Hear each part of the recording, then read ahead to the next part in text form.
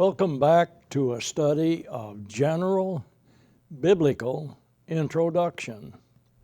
This particular session will continue to be examining how we got the English Bible.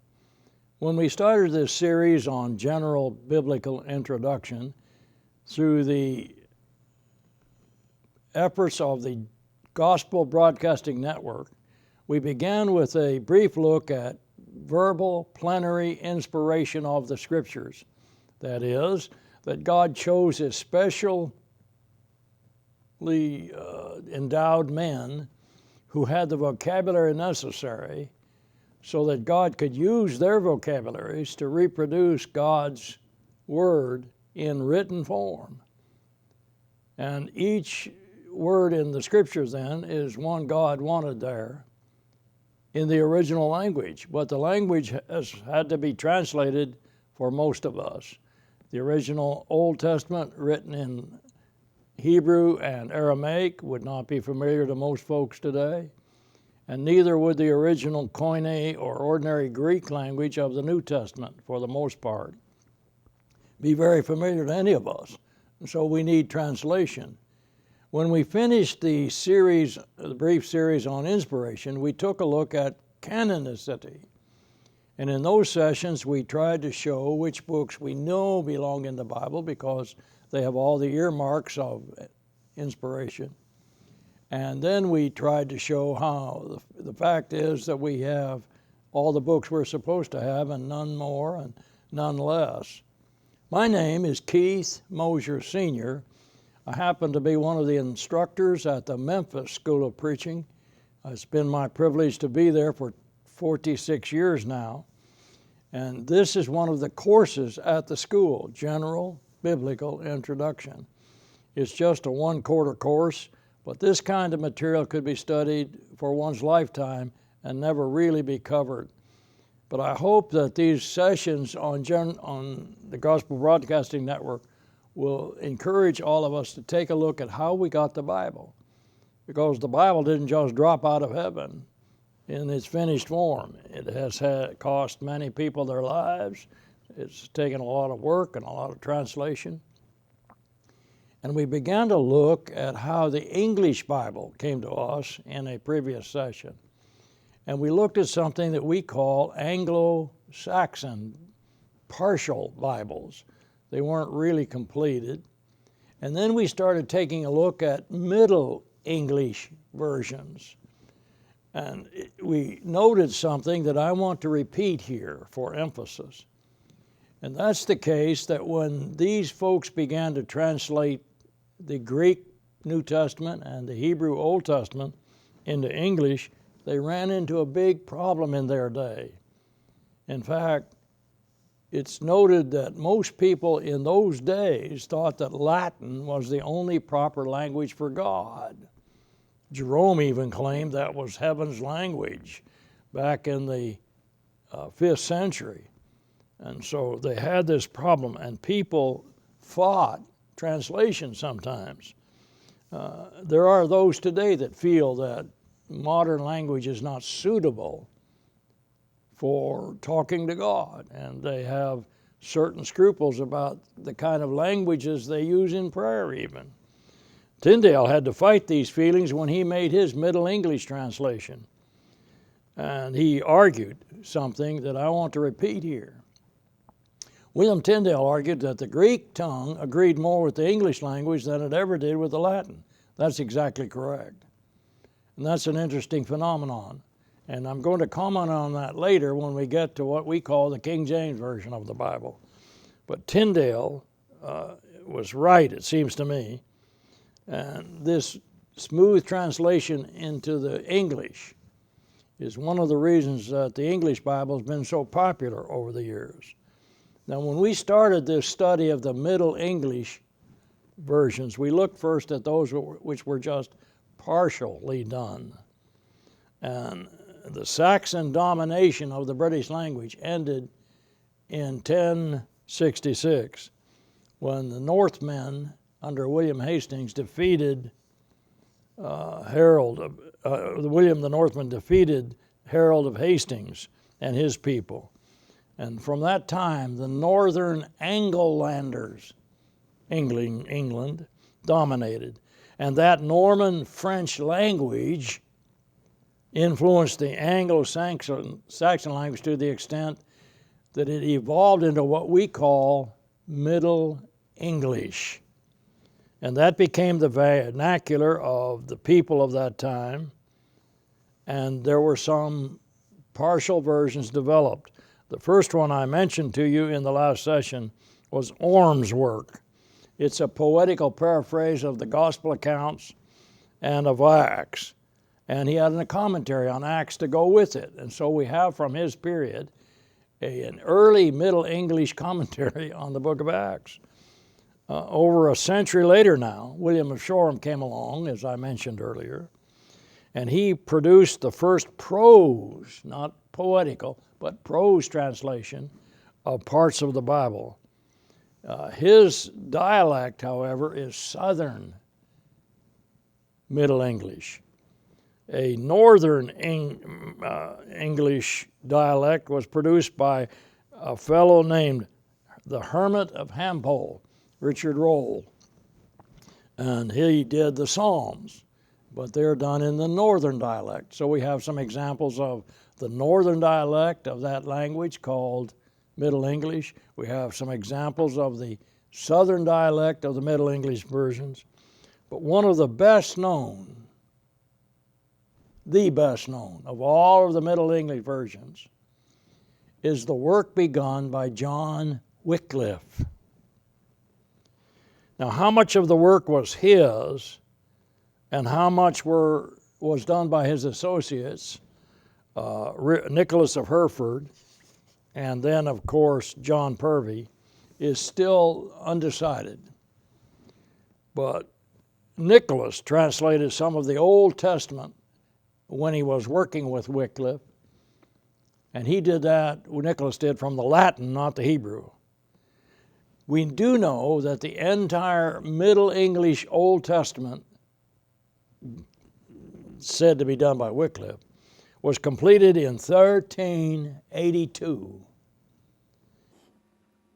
John Purvey, however, revised that entire work after Wycliffe died, and his work may be better known than the original Wycliffe version.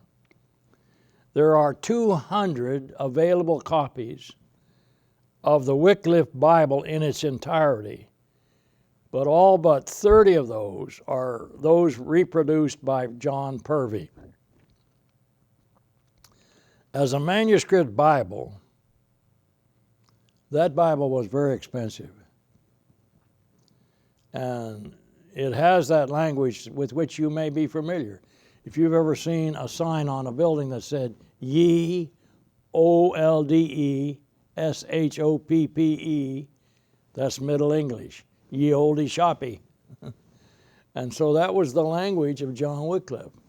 And it's interesting that his translating work, however, so angered the papacy that the Pope ordered the bones of John Wycliffe to be dug out of the ground and burned, and the ashes of those bones thrown into the River Swift. Now, I don't know why you would be so angry at a translator that you would do that, but the Pope was. Now, why do you suppose the Pope was so angry at translation?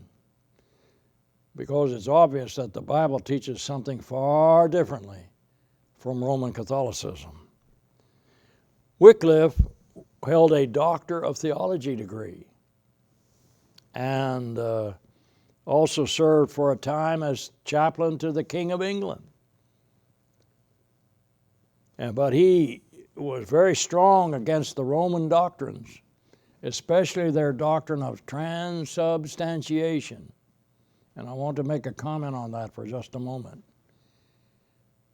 That doctrine says transubstantiation, to go across from one body to another.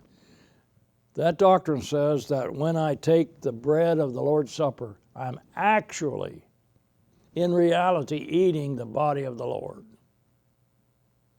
And when I drink the fruit of the vine, I'm actually, in reality, drinking the blood of the Lord.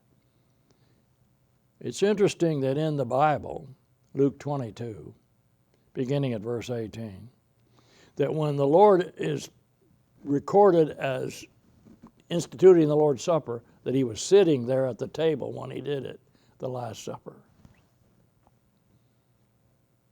And he took the cup and the bread, and he broke the bread, and he handed it to each one, said, each one of you take part. It's interesting to note that he did not disappear at that moment and become that bread. He was still sitting there, literally. But the bread became a symbol, a memorial of his death, the broken body on the cross. Then he gave them the fruit of the vine. He's still sitting there. He didn't disappear and become the fruit of the vine. But he gave them the cup and said, "This do in remembrance of me." It's very obvious from the Bible that this is a representative idea. And so each Lord's Day, which is what the early church practiced and what the Bible gives us as an example, and that example means that it's binding on us. They did it every Lord's Day. They took the bread and the fruit of the vine as a memorial, a remembrance of his body died, his blood shed on the cross. But transubstantiation, Wycliffe knew, was not taught in Scripture, and so the Roman Catholic Church hated him. And as I said, dug up his bones and burned them. The Pope had issued 5 bulls, they're called, B-U-L-L-S, or edicts against Wycliffe before he died. He ordered him to quit this 5 times. Of course, Wycliffe didn't pay any attention to that. And Wycliffe, of course, never took back his biblical stance either. And so if you can imagine that kind of hatred, you'll know why people don't want to read the Bible, because it goes against their ideas of what Christianity is. Biblical Christianity is far different from what's taught in the so-called world of Christendom. And it's interesting and wonderful to go back and just take a look at the Bible and see what it authorizes and what it doesn't. As I've already mentioned, John Purvey did the editing work after Wycliffe's death, and by 1395, that would be 11 years after Wycliffe died, Purvey, of course, put out a completed Bible. In Purvey's work, what he would do is replace some of the transliterated words of Wycliffe's Bible. Transliteration is the idea of going from one language to another, letter for letter. Baptizo in the Greek is transliterated baptism in English. That's a transliteration. But Purvey's version, Purvey's work did something that the Roman Catholic Church also hated. Purvey's work weakened the influence of the Latin language on Christianity in England. People began to read this English Bible and learned quite quickly it was much different from Roman Catholicism's Latin liturgies. And since no printing press had yet been invented, if it had been, perhaps Purvey's version would have just driven Catholicism completely out of England. But because it had to be hand copied, there weren't that many versions around that people could afford. But the influence was still great from John Purvey. Well, we've already referred to him. I've already talked to him about him in another session. But my hero of the Middle English versions is William Tyndale. Oh, John Wycliffe did great work, but William Tyndale, his work was used by the King James translators. And his version lays claim to the first printed edition of a part of a Middle English Bible. It wasn't the first completed English Bible, Middle English, to come off of a printing press. Gutenberg's press dates to 1396. Cheap paper was discovered in Europe by this time, something that the Chinese had learned how to do. In 1456, there was a Latin Bible called the Mazarin Bible, published off a printing press. The Greek was being studied now. They began to understand Greek better than they had. Many universities were studying Greek, and the first Greek to Middle English version of a lexicon, a Greek lexicon that gave you the English meaning, was published for the first time in 1492. Now that date's familiar to us because that's when Columbus, of course, left Spain to come here. The first printed Hebrew Bible, the Old Testament, is from 1488, 4 years earlier than that Greek Bible. The first printed Hebrew lexicon came out in 1506. 80 printed Latin Bibles appeared in Europe around 1470. So notice these dates, 1380 to 1510, 1530. Move ahead a little bit. You start having Greek lexicons, dictionaries, Hebrew lexicons, dictionaries, Hebrew Bibles, Latin Bibles, Greek Bibles. They're being printed. And these Latin Bibles were introduced into England by a fellow named William Caxton in 1476. All of that work that I've just mentioned influenced Tyndale. And he began to translate from all of that work his version. But the Roman Catholic persecution in England drove Tyndale out of England. He had to escape. And he would finish his work in Europe and in prison. His New Testament was completed in Cologne in 1526. He finished the Pentateuch at Marburg in 1530. He finished the book of Jonah in Antwerp, Belgium in 1531. All of those that he completed were smuggled into England. And that caused further oppression from the Pope and the King of England, who was opposed to translation himself, opposed to it. In 1534, after Tyndale had finished Genesis, people from England kidnapped him, took him there, but while he was in prison in England, he finished the Proverbs and perhaps the prophets. In fact, in my judgment, he had finished most of the Old Testament when the authorities in England burned Mr. Tyndale at the stake. I mentioned this to you as I started this study of how we got the English Bible, that William Tyndale cried out from the burning, "Lord, open the King of England's eyes." One of my professors, Jack Lewis, thought that the King James Version was the answer to William Tyndale's prayer. The credit for the first printed, complete English Middle Version goes to Miles Coverdale, who followed Tyndale. Coverdale had been an assistant to Tyndale. In fact, he proofread all of Tyndale's work when Tyndale was in Antwerp, Belgium.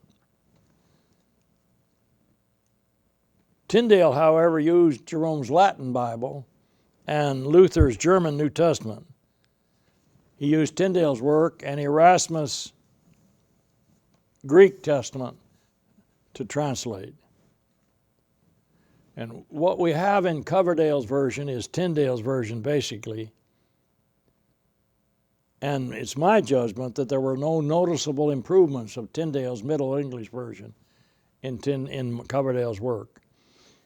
Tyndale did put something in his Bible that Tyndale did not have. Tyndale had chapter summaries at the end of each chapter, and he separated the Apocrypha, capital A Apocrypha, the Middle or Intertestament apocryphal books from the Old Testament in his version. In Tyndale's version, they were interspersed in the Old Testament, and that would lead the reader to assume they belong there, of course, which they do not. The Coverdale Bible was first published in 1535, and again in 1550 and 1553. The successor to Coverdale's Bible will be known as the Great Bible because of its size. History buffs know that one of the wives of Henry VIII, and he had 6 of them, named Anne Boleyn, whom Henry VIII had put to death, used Coverdale's Bible. And at her execution, the public thought, since she liked that Bible, the Coverdale Bible came into disfavor with the public. Well, we can't use Anne Boleyn's version, you see. That will bring us into disfavor with Henry VIII. And so Coverdale's Bible found disfavor when Boleyn was executed. Of course, she was executed because Henry had his eye on another woman. A man who's known to us by his pseudonym follows in the Middle English versions. His name, his pseudonym, is Thomas Matthew. We know his real name, however, John Rogers. John Rogers was the first martyr of Bloody Mary, the Catholic Queen of England, Mary of Tudor, who persecuted the Protestants to the death, also had John Rogers put to death. But John Rogers had been an assistant, along with Nicholas and John Purvey, to Tyndale. And Rogers combined Tyndale's work and Coverdale's work as sources. He also used French Bibles for his translation. In fact, if we were studying biblical introduction, general biblical introduction, in France, you and I would be looking at a history of the French Bible right here. But since we're studying in English, of course, we're looking at a history of the English Bible. Both Coverdale and Rogers actually had a license from the government, of all things, to produce their Bibles. But since Coverdale had not used the original languages, his text was open to attack by the Catholics. And when Rogers put marginal notes in his Bible, he offended people who said he added to God's Word. And so both of the Bibles done by Coverdale and Rogers never became very popular with the public. Matthew's Bible, John Rogers' Bible, was revised later by a man named Richard Taverner. His text never became very popular, but Taverner was a Greek scholar. And his work is notable to us for a very special reason. Richard Taverner was the first English translator to recognize that there was no a or an in the Greek language. There's a definite article, the, but there's no a or an. This is significant if you happen to be studying with the Jehovah's Witness, because their Bible adds the word a to John 1:1, trying to make Jesus a God. But if you're familiar enough with the Greek language to know that there's no a or an in Greek, you know that they mistranslated that verse and added a word that doesn't even exist in the Greek language trying to prove their doctrine that Jesus wasn't the second person of the Godhead come to earth. He was simply Michael the Archangel, or a God, little g, a God. Well, Taverner knew better than that. There's no aran in Greek, but there is a the, and you have to learn how the was used. Sometimes when it's left out of a Greek sentence, it means that the writer was trying to emphasize very strongly what he was saying. For instance, when you read in Romans 1:16, the gospel is the power, there's no the in Greek. Why? Because Paul was emphasizing God had no other power but this one to save.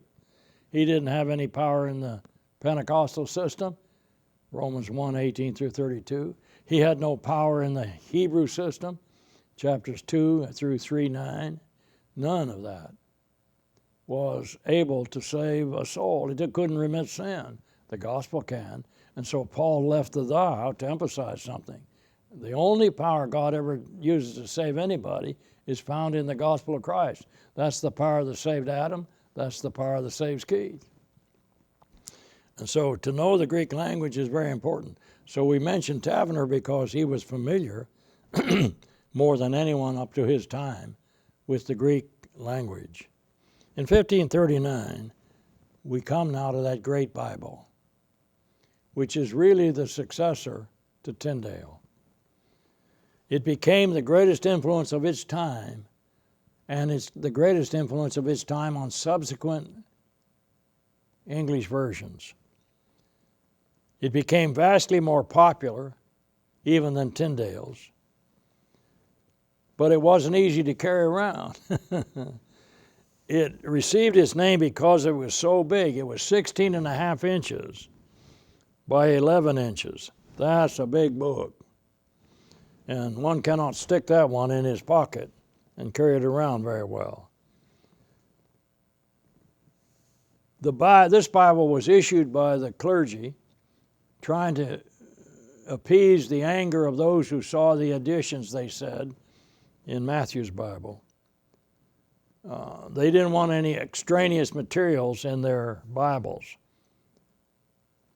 The second edition of the Great Bible has a preface in it that's important to history. It was done by a man named Thomas Cranmer. And that Bible, the second edition of the Great Bible, is known as the Cranmer Bible.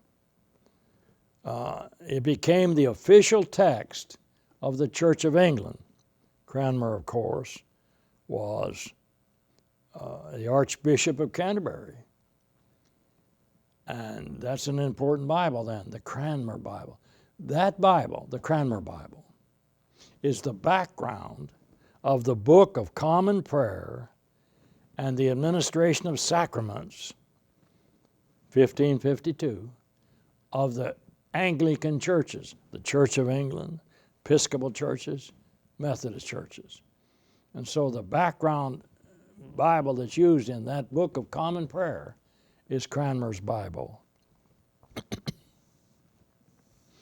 I mentioned a few minutes ago, excuse me, Queen Mary, Bloody Mary's, Queen Mary Tudor, how she terrorized English Protestants. Well, a lot of folks fled to Geneva, Switzerland. Why? Because they were offered safe haven there. It was a sanctuary city ahead of its time. And there was a leading Presbyterian scholar there, a man named John Knox. And as a kind of stopgap measure for these English-speaking people now living in Switzerland, John Knox produced the Geneva Bible, published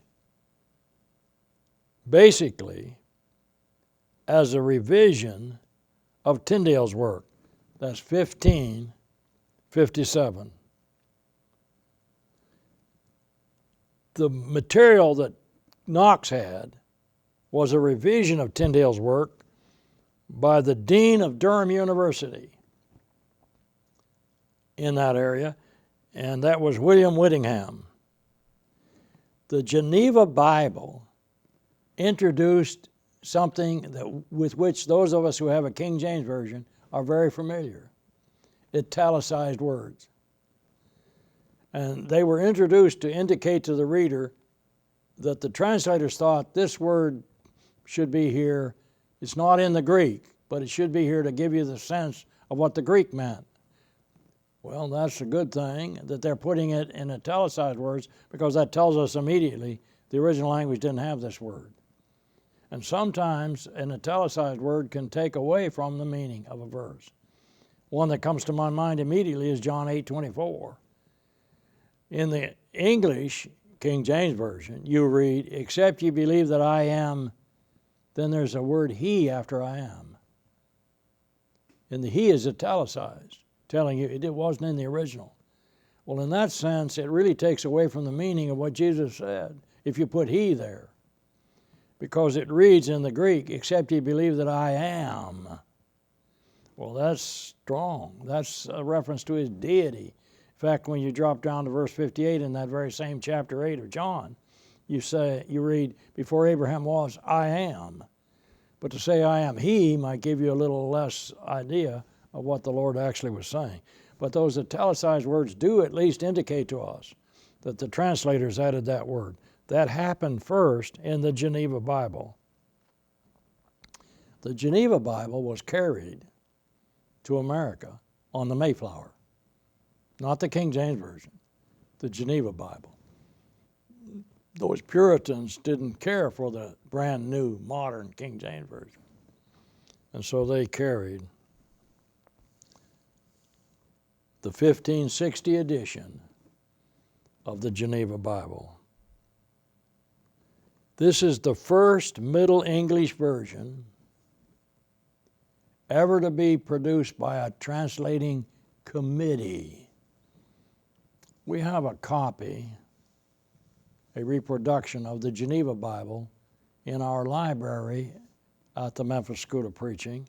In fact, there is an archive collection there of documents and manuscripts and ancient Bibles that's well worth just visiting the school to see in the library. And to go down to our great library, the Hardeman Library, and to see what we have there in our collections of artifacts and ancient manuscripts and ancient Bibles. It's just marvelous. Dan Cates, who is one of our teachers and who is in charge of the archive material, has done a wonderful job in collecting that. In fact, we have an ancient Hebrew scroll now. It's large. It comes clear up almost to my shoulders in height. It's such a big scroll. But there's so many wonderful things to see in that library. And I hope you'll get a chance to come on campus and see some of this material that we're talking about right here. The scripture quotations in the preface to the original King James Version are from the Geneva Bible. And this Bible influenced the language of Shakespeare's plays. The last of the Middle English versions prior to the King James is the Bishop's Bible, 1568. This revision of the great Bible came about because the Anglican priests were annoyed by the popularity of the Geneva Bible. And they wanted a Bible they could use just in the church services. Most of the translators were bishops, and they said to the public, this is the only safe version for public reading. So they had baptism instead of immersion. Why? They sprinkled water on folks. Well, that's the practice followed by the King James translators. They used baptism because they were following the Bishop's Bible. The Bishop's Bible is better translation than the Great Bible. It's less Calvinistic than the Geneva Bible. And so it's not a bad translation. And in a way it is safe. And it's the Bible that the King James translators will use in their work. There were about 19 bishops on the committee, but only 19 editions were ever published. It never really became popular, probably because the bishops were behind it. English was born from the German language. And early on, it was more of an Angolander German language, Anglo-Saxon. And those early Anglo-Saxon works are not complete Bibles. Some of them are just poems. But people were trying to put the language of the Bible into their own. And since some of the translators were kings, as we've already mentioned, what does that tell you about the relationship between government and religion in those days? But the idea of coming from the original language to the vernacular of the people was often an obstacle.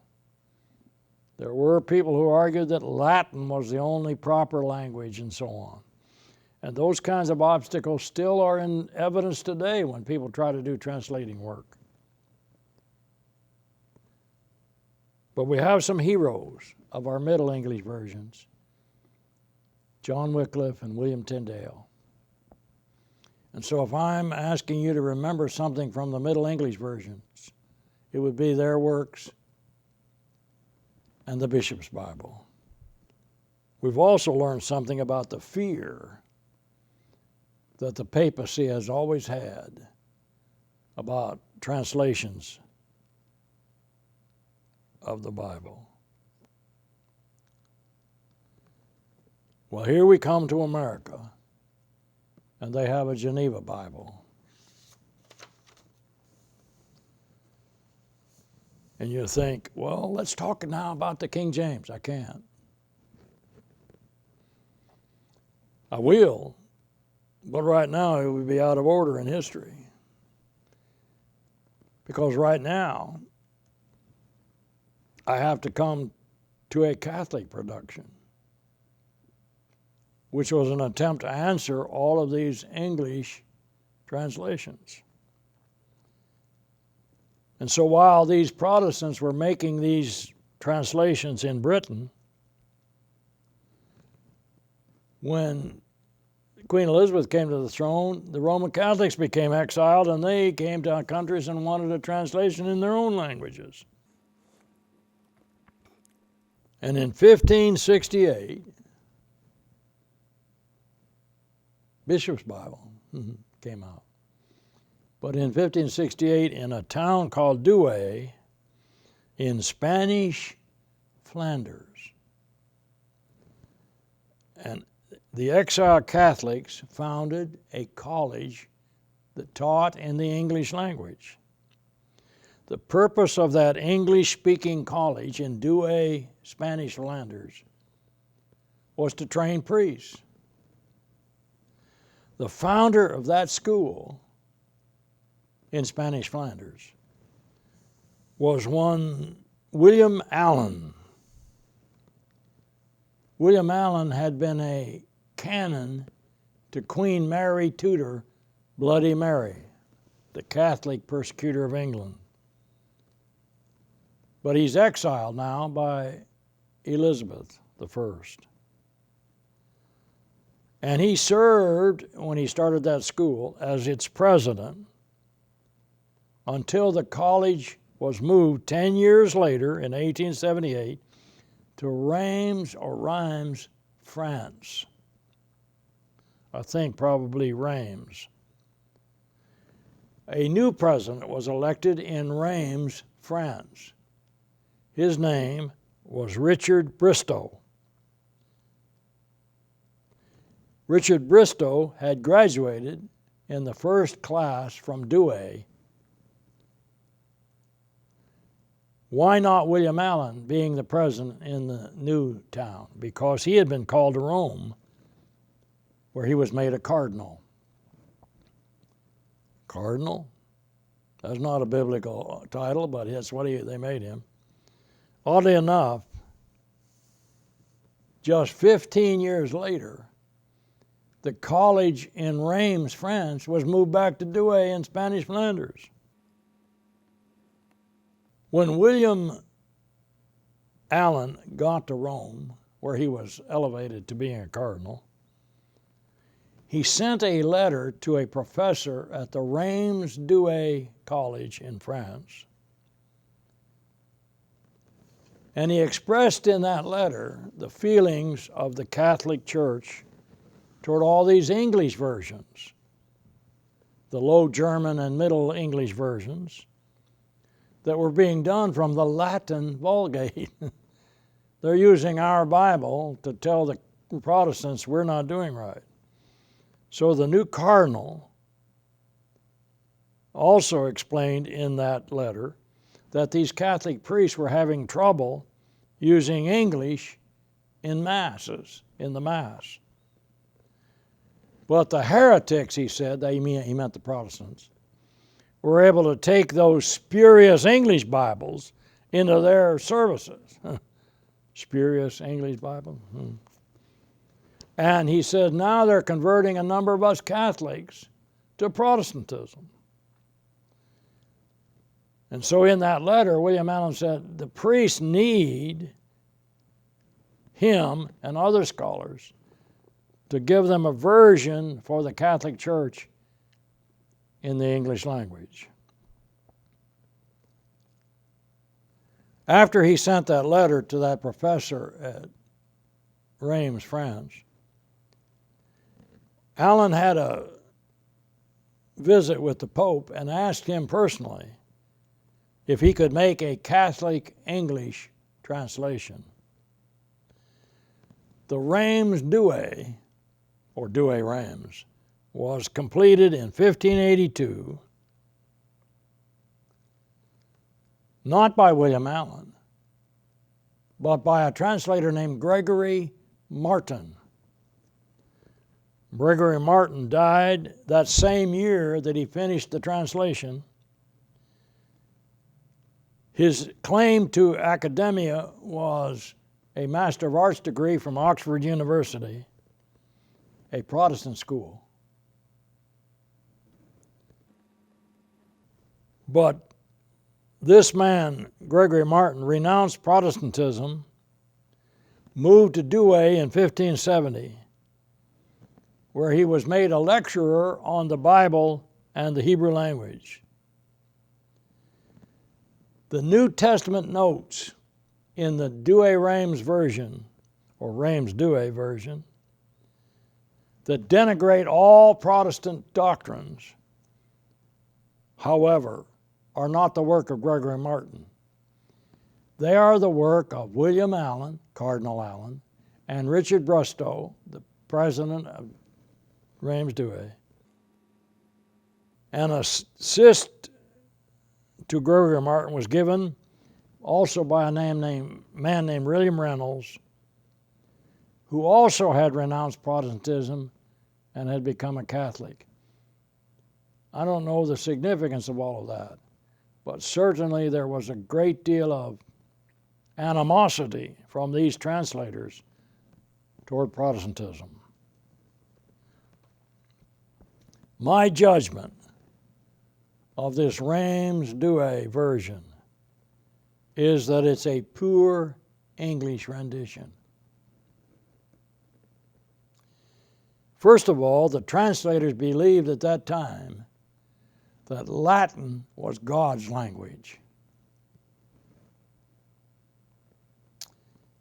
They based that on a statement made by Jerome, the translator of the Vulgate, back in 395 to 404. And Jerome claimed that he had a dream in which he was told that Latin was God's language. I don't know what Jerome ate before he had that dream, but it sounds to me like it's a nightmare. The Reims Douay is based on the Vulgate.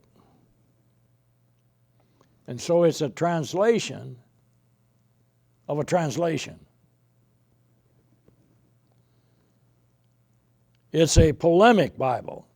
It's used to argue against every true biblical doctrine, really. But the idea was to attack Protestantism originally, the idea.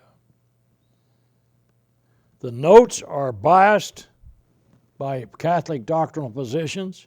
For instance, in Matthew, the first chapter, when it says that there were others who were brothers of the Christ, they say, well, that word means cousins. No, it doesn't. There's a word for cousins in the Greek, but the word there is alophoi, brothers. And so their notes try to take away from what the Bible says. The Reims Douay New Testament was republished from Douay in 1600 after the college returned there. Why? Because the political climate of the time had changed. And this new publisher in 1600 was Thomas Worthington. He was another Oxford scholar, Protestant, who turned Catholic. It's interesting the people they chose to do this translating work. Worthington had earned a Doctor of Divinity degree from the Jesuit University in Trier, T-R-E-E-R, France. And being a Jesuit scholar, was highly motivated to war on Protestantism. The Jesuit priesthood is the military branch of the Catholic Church. And I'll talk about that in just a moment. If I have time, maybe in the next session, I don't know. Why didn't they publish the Old Testament that year in 1600? That is, republish or revise it. That's because some new versions of the Vulgate were being produced, and they were done in 1609. And so in 1610, Reims Douay finally redid its Old Testament. But it came under heavy criticism. It is so poorly done, and it's such a bad translation. It's so less than being scholarly that even some of the Catholic scholars of the time denigrated it. It had in it, that Reims Douay Old Testament of 1609, some very excessive Latin expressions. And the translators, who didn't know any better, were arguing, well, we don't want to use that vulgar English language. Well, then it's not an English translation. And of course, this Old Testament now has some added debate notes against Protestantism, against the Bible. And in this Douay-Reims Old Testament, they started to intersperse the capital A Apocryphal books, because out of those books comes many Catholic doctrines, purgatory, praying to saints, and so on. So they need those in the Old Testament, trying to prove their heresy. Gregory Martin began the Old Testament, but in 1609 it was finished by Thomas Worthington. Allen and Bristow did work on it, but Worthington finished it. And it's Worthington who apparently added those notes, extra notes against Protestant doctrine and biblical positions.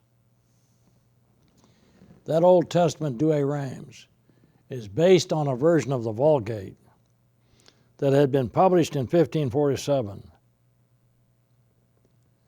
It's called the Louvain, L-O-U-V-A-I-N, Vulgate.